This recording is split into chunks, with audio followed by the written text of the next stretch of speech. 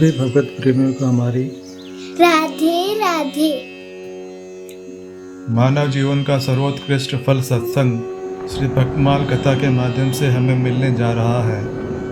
श्री भक्तमाल कथा के प्रधान श्रोता हमारे श्री प्रिया प्रीतम जी हैं। उनके श्री चरणों में प्रणाम करते हुए आइए आज के भक्त चरित्र का श्रवण करें। भक्त प्रहलाद। राम नाम जपता कुतो भयम सर्वतापस मनेक भेषजम पश्येतात मम गात्र सन्निधो पावको अपि सलीलायते धुना। जब भगवान वराह ने पृथ्वी को रसातल से लाते समय हिरण्याक्ष को मार दिया, तब उसका बड़ा भाई दैत्यराज हिरण्यकशिपु बहुत ही क्रोधित हुआ। उसने निश्चय किया कि मैं अपने भाई का बदला लेकर रहूँगा।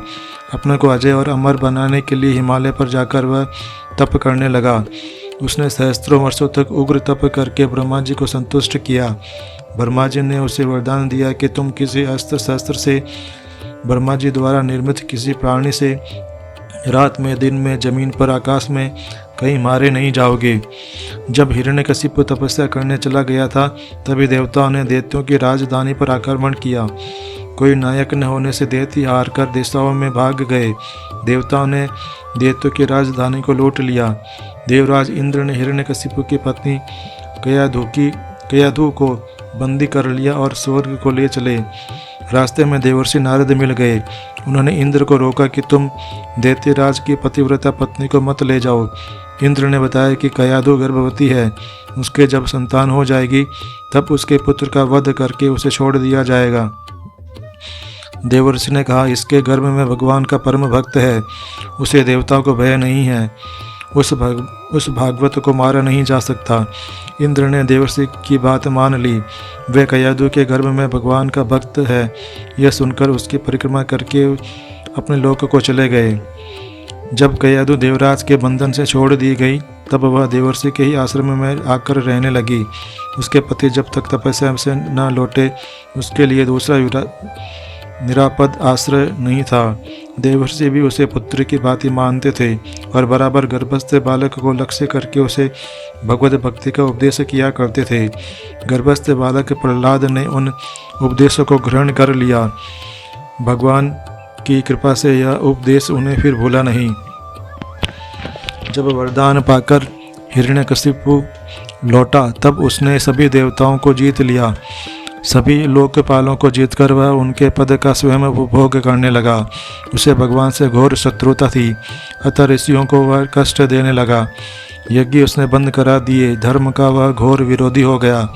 उसके गुरु शंकराचार्य उस समय तप करने चले गए थे। अपने पुत्र प्रहलाद को उसने अपने गुरु पुत्र संड तथा अमर्क के पास शिक्षा पाने भेजा। प्रहलाद उस समय 5 ही वर्ष के थे। एक बार प्रहलाद घर आए। माता ने उनको वस्त्राभरण से सजाया। पिता के पास जाकर उन्होंने प्रणाम किया। हिरण्यकशिपु ने प्रहलाद को गोद में बैठा लिया। स्नेहपूर्वक उनसे उसने पूछा, बेटा, तुमने जो कुछ पढ़ा है उसमें से कोई अच्छी बात मुझे भी सुनाओ। प्रहलाद जी ने कहा, पिताजी, संसार के सभी प्राणी असत संसार में आसक्त होकर सदा उद्विग्न ही रहते हैं। मैं तो सबके लिए ही यही अच्छा मानता हूँ कि अपना पतन कराने वाले जलहीन अंधकूप के समान घरों को छोड़कर मनुष्य वन में जाकर श्री हरि का आश्रय ले। हिरण्यकशिपु जोर से हंस पड़ा। उसे लगा कि किसी शत्रु ने मेरे बच्चे को बहका दिया है। उसने गुरुपुत्रों को सावधान किया कि वे प्रहलाद को सुधारें, उसे दैत्य कुल के उपयुक्त अर्थ, धर्म, काम का आदि उपदेश दें। गुरुपुत्र प्रहलाद को अपने यहाँ ले आए। उन्होंने प्रहलाद से पूछा कि तुमको यह उल्टा ज्ञान किसने दिया है। प्रहलाद ने कहा, गुरुदेव, यह मैं हूँ और यह दूसरा है, यह तो अज्ञान है। भगवान की इस माया से ही जीव मोहित हो रहे हैं। वे दया में जिस पर दया करते हैं, उसी का चित्त उनमें लगता है। मेरा चित्त तो उनकी अनंत कृपा से ही उन परम पुरुष की ओर सहज खींच गया है। गुरुपुत्रों ने बहुत डांटा धमकाया और वे प्रहलाद को अर्थशास्त्र, दंड नीति, राजनीति आदि की शिक्षा देने लगे। गुरु द्वारा पढ़ाई विद्या को प्रहलाद ध्यानपूर्वक सीखते थे। वे गुरु का कभी अपमान नहीं करते थे और न ही उन्होंने विद्या का ही तिरस्कार किया। पर उस विद्या के प्रति उनके मन में कभी आस्था नहीं हुई। गुरुपुत्रों ने जब उन्हें भली भांति सुशिक्षित समझ लिया तब दैत्यराज के पास ले गए। हिरण्यकशिपु ने अपने विनयी पुत्र को गोद में बिठाकर फिर पूछा, बताओ बेटा, तुम अपनी समझ से उत्तम ज्ञान क्या मानते हो? प्रहलाद जी ने कहा, भगवान के गुण एवं चरित्रों का श्रवण, उनकी लीलाओं तथा नामों का कीर्तन, उन मंगलमय का स्मरण, उनके श्री चरणों की सेवा, उन परम प्रभु की पूजा, उनकी वंदना, उनके प्रति दास्य भाव, उनसे सख्य, उन्हें आत्मनिवेदन, यह नवदा भक्ति है। इस नवदा भक्ति के आश्रय से भगवान में चित्त लगाना ही समस्त अध्ययन का सर्वोत्तम फल मैं मानता हूँ। हिरण्यकशिपु तो क्रोध से लाल पीला हो गया। उसने गोद से प्रहलाद को धक्का देकर भूमि पर पटक दिया। गुरुपुत्रों को उसने डांटा कि तुम लोगों ने मेरे पुत्र को उल्टी शिक्षा देकर शत्रु का व्यवहार किया है। गुरुपुत्रों ने बताया कि इसमें हमारा कोई दोष नहीं है। प्रहलाद जी पिता द्वारा तिरस्कृत होकर भी शांत खड़े थे, उन्हें कोई शोभ नहीं था। उन्होंने कहा, पिताजी आप रुष्ट न हो, गुरुपुत्रों का कोई दोष नहीं है। जो लोग विषयासक्त हैं, घर के परिवार के मोह में जिनकी बुद्धि बंधी है, वे तो उगले हुए को खाने के समान नरक में ले जाने वाले विषयों के जो बार बार भोगे गए हैं, सेवन करने में लगे हैं, उनकी बुद्धि अपने आप या दूसरे की प्रेरणा से भी भगवान में नहीं लगती। जैसे एक अंधा दूसरे अंधे को मार्ग नहीं बता सकता, वैसे ही जो सांसारिक सुखों को ही परम पुरुषार्थ माने हुए हैं, वे भगवान के स्वरूप को नहीं जानते। वे भला किसी को न क्या मार्ग दिखा सकते हैं। संपूर्ण क्लेशों, सभी अनर्थों का नाश तो तभी होता है जब बुद्धि भगवान के श्री चरणों में लगे, परंतु जब तक महापुरुषों की चरण रज मस्तक पर धारण न की जाए, तब तक बुद्धि निर्मल होकर भगवान में लगती नहीं।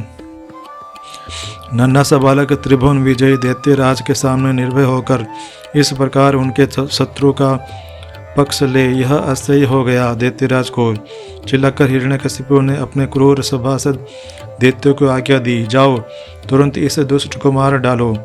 असुर भाले, त्रिशूल, तलवार आदि लेकर एक साथ मारो, काट डालो।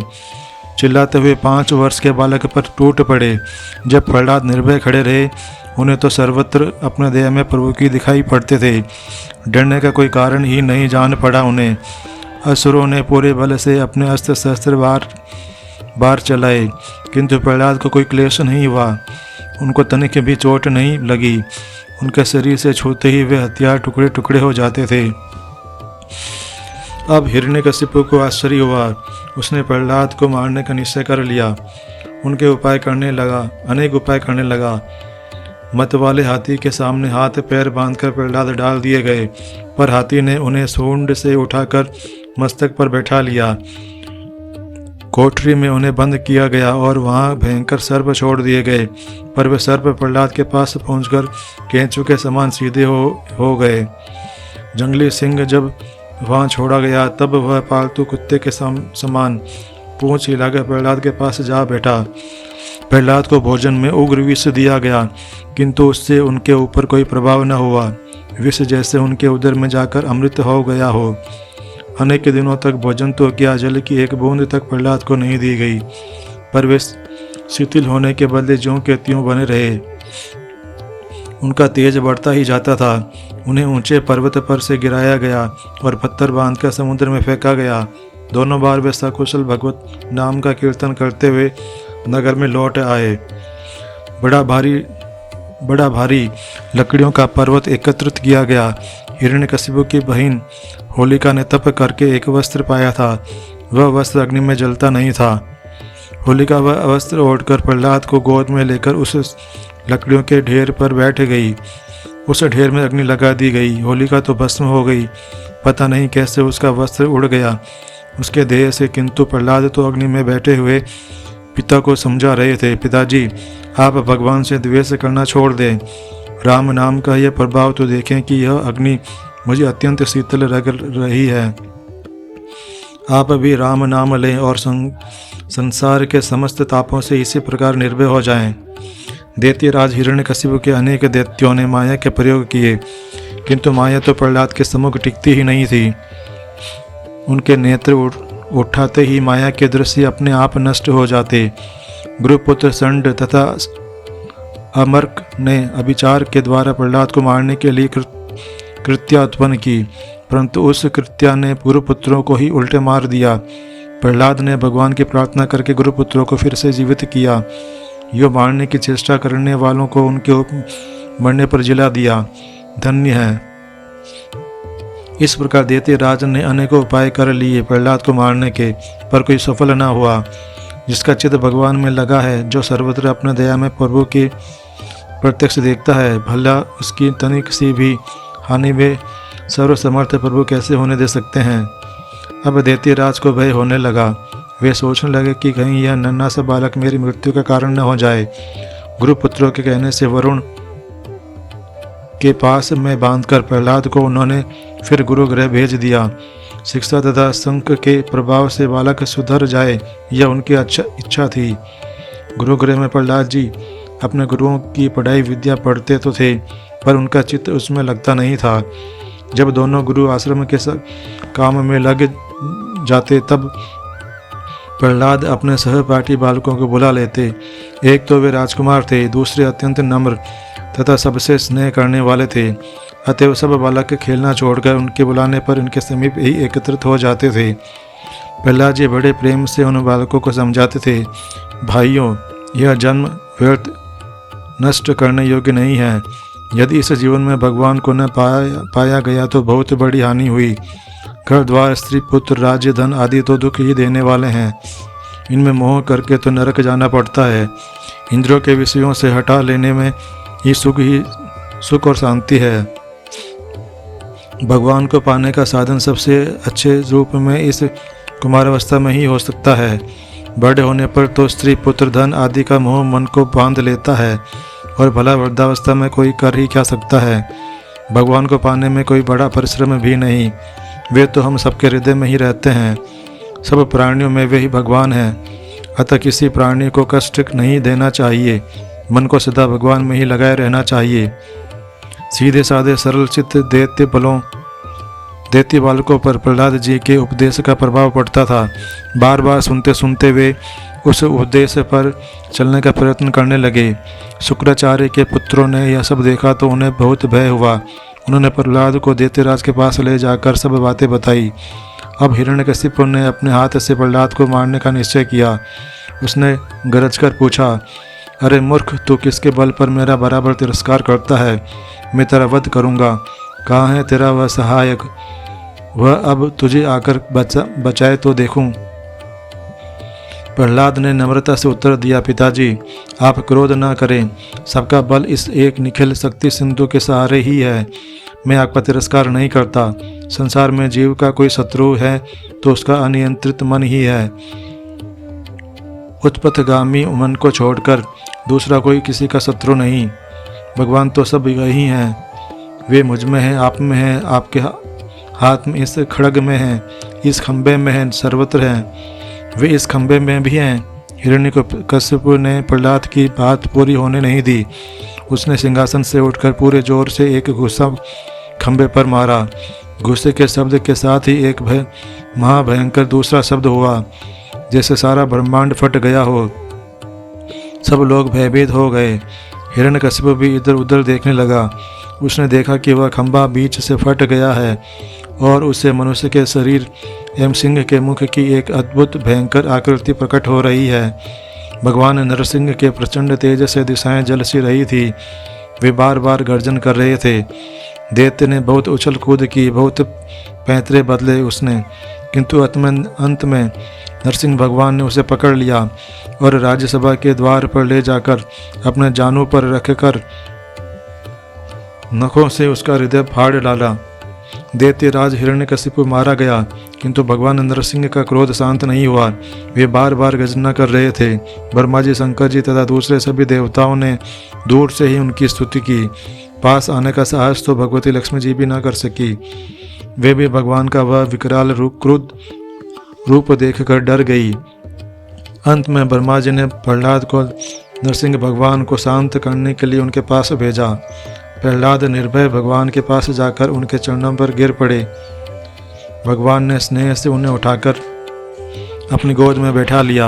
वे बार बार अपनी जीभ से प्रहलाद को चाटते हुए कहने लगे, बेटा प्रहलाद, मुझे आने में बहुत देर हो गई, तुझे बहुत कष्ट सहने पड़े, तू मुझे क्षमा कर दे। प्रहलाद जी का कंठ भर आया।